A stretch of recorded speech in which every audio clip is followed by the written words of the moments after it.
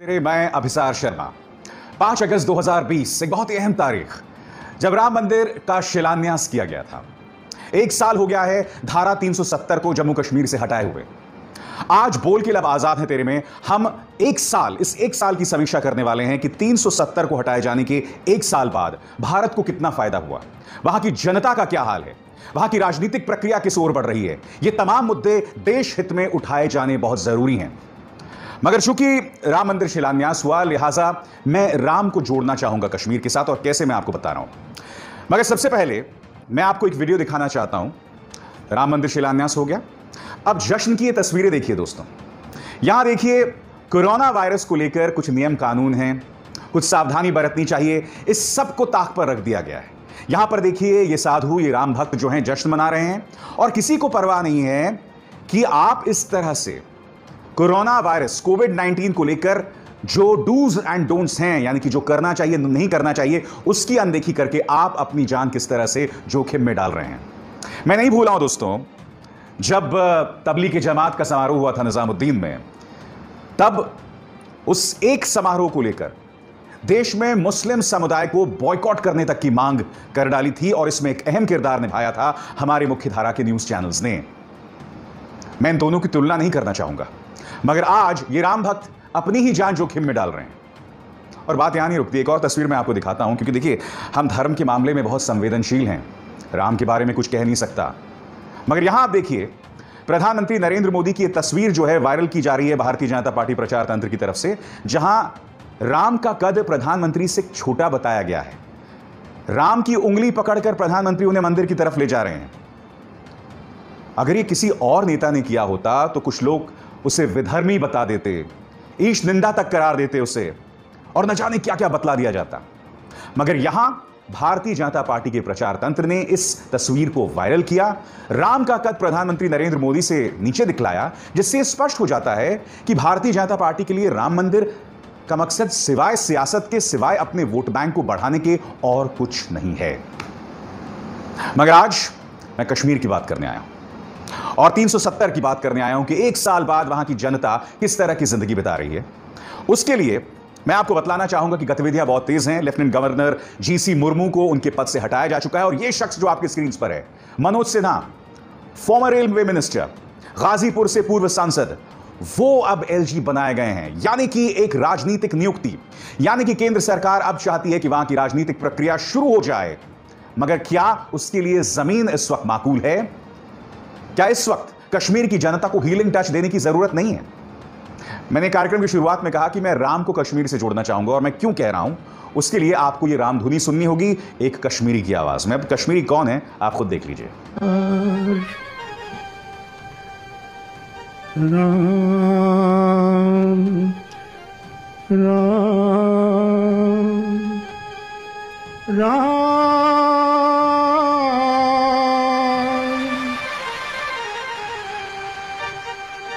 कब आओगे मोरे द्वार, मोरे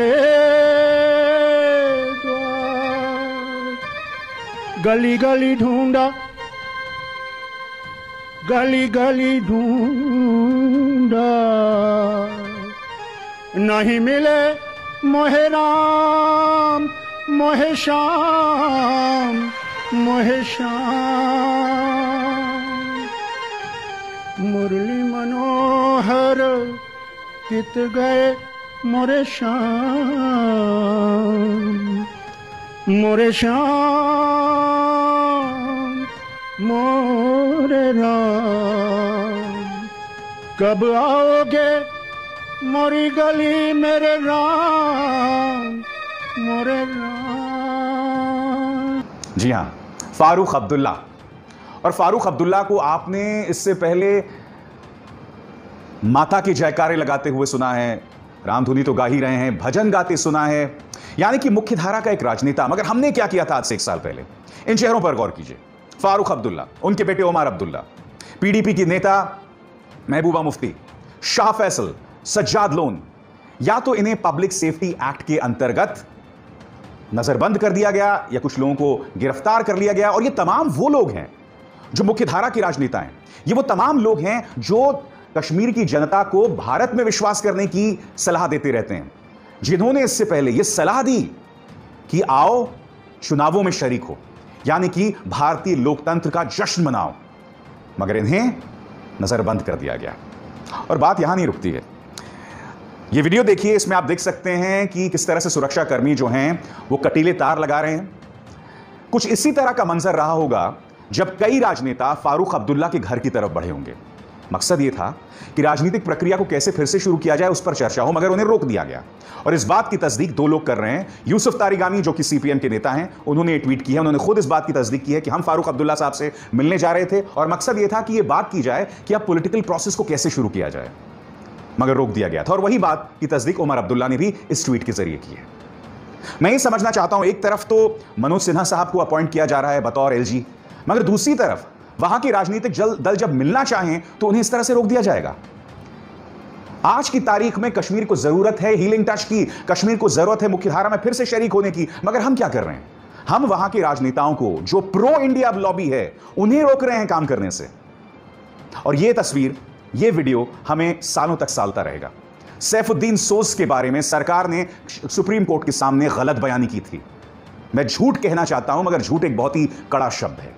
जी हां, यह कहा गया था जब सैफुद्दीन सोज की पत्नी ने यह कहा था कि मेरे पति नजरबंद हैं, उन्हें रिहा किया जाए, तो सरकार ने गलत बयानी की कि नहीं साहब, वो कोई नजरबंद नहीं है, कोई डिटेंशन में नहीं है, ऑल इज वेल। अब ये वीडियो देखिए, यहां पर सैफुद्दीन सोज बात कर रहे हैं और फिर किस तरह से सुरक्षा बल आके उन्हें रोक देते हैं। देखिए ये वीडियो। आपको बाहर जाना अलाउड है? नहीं, सुप्रीम कोर्ट के सामने गवर्नमेंट ने कहा I am a free person, लेकिन यहाँ ये लोग नहीं मानते हैं। ये कहते हैं ऊपर से ऑर्डर है, अब मैं उसका क्या कर सकता हूँ? ये आप देखते हैं शहरी आज़ादी को क्या हो गया। I have decided to go to the court और whatever it is worth. Supreme court के सामने झूठ बोला जाता है, इसको आप तो हाईलाइट कर ही सकते हैं कि सुप्रीम कोर्ट के सामने इस गवर्नमेंट ने उस गवर्नमेंट ने कहा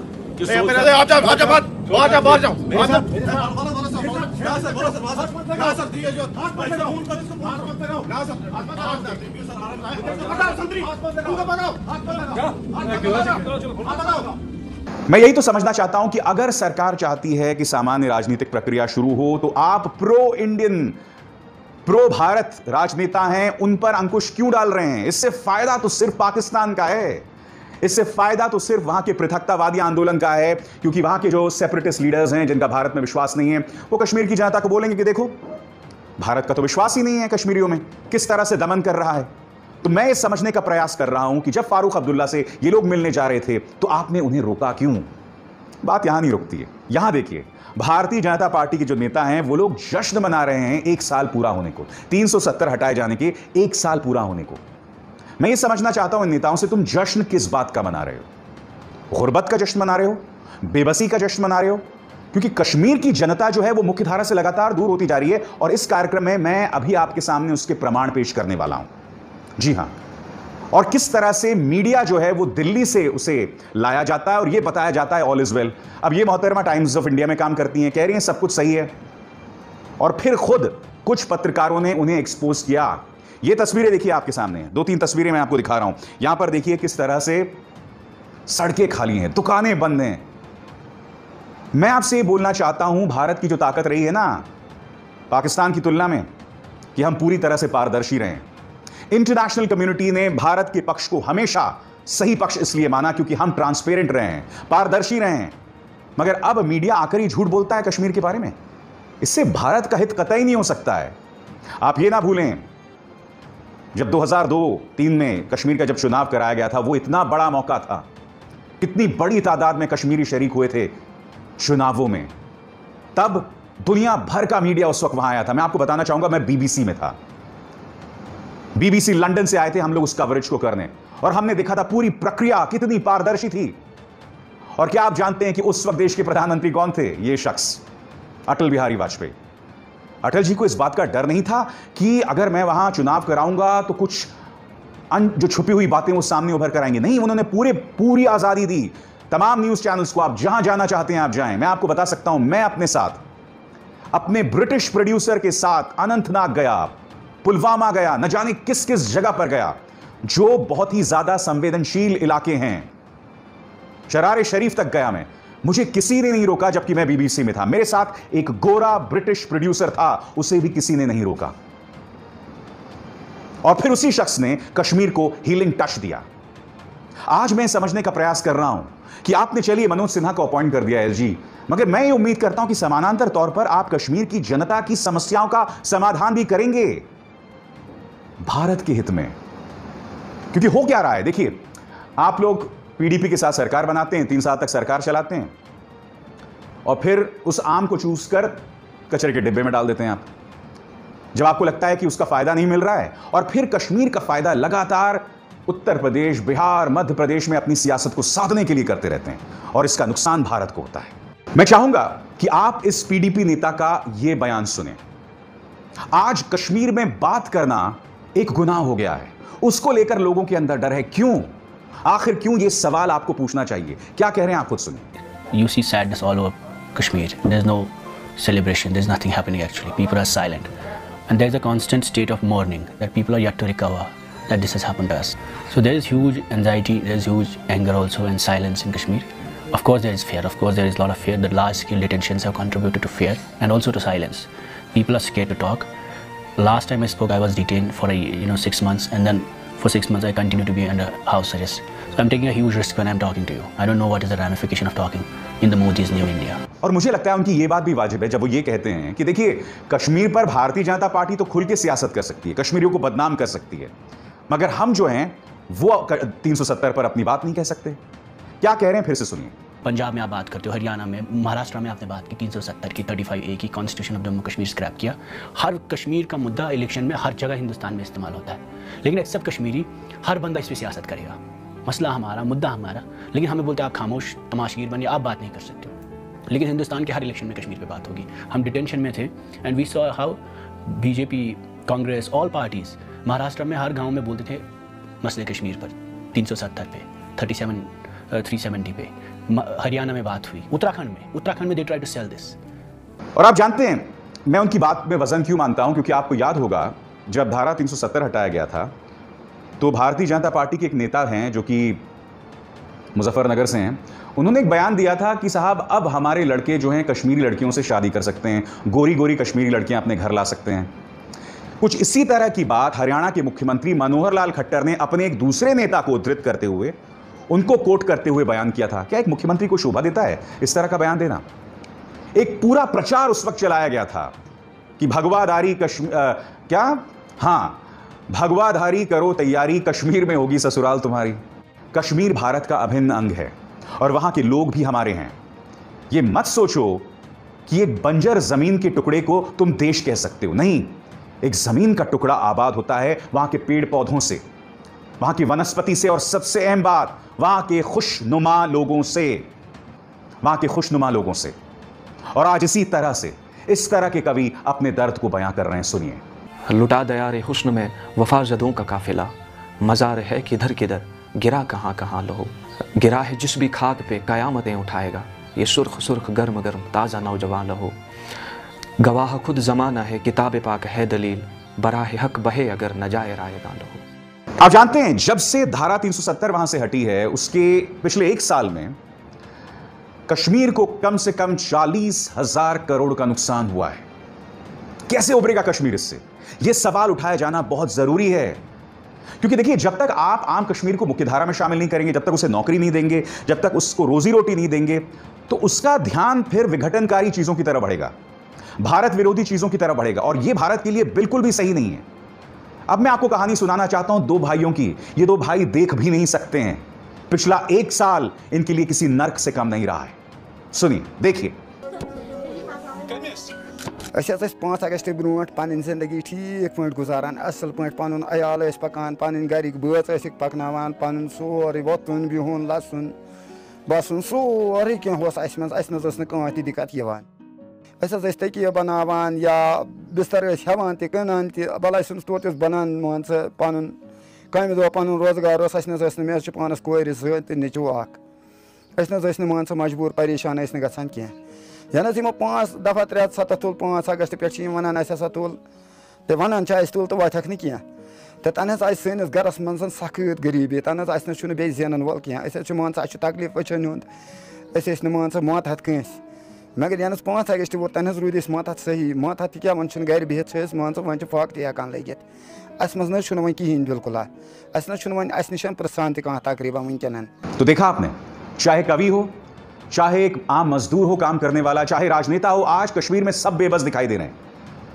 और मोदी सरकार का यह दायित्व बन जाता है कि इन्हें हीलिंग टच दें, बिल्कुल उसी तरह से जिस तरह से प्रधानमंत्री अटल बिहारी वाजपेयी ने दी थी।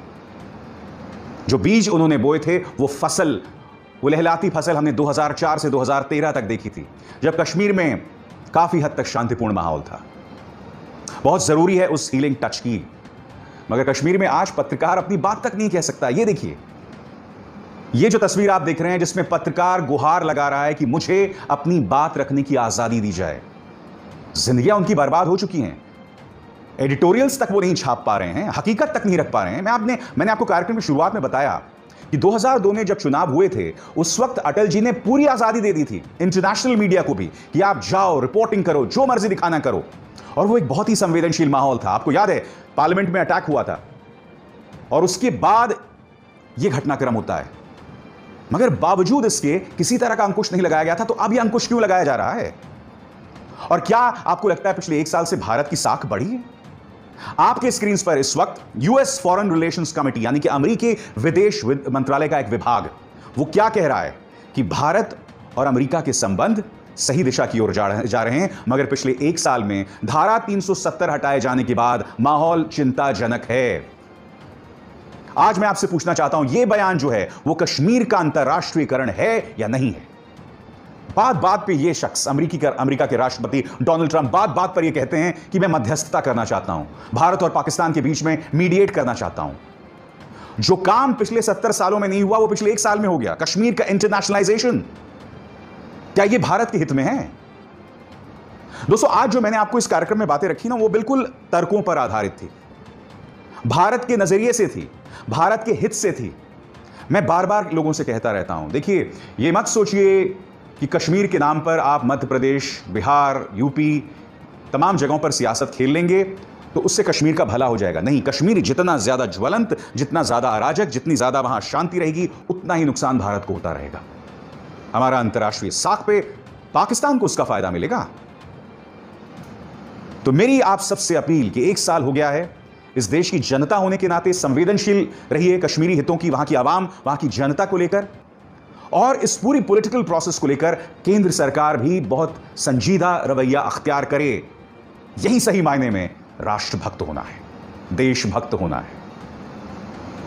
अभिसार शर्मा को दीजिए इजाजत।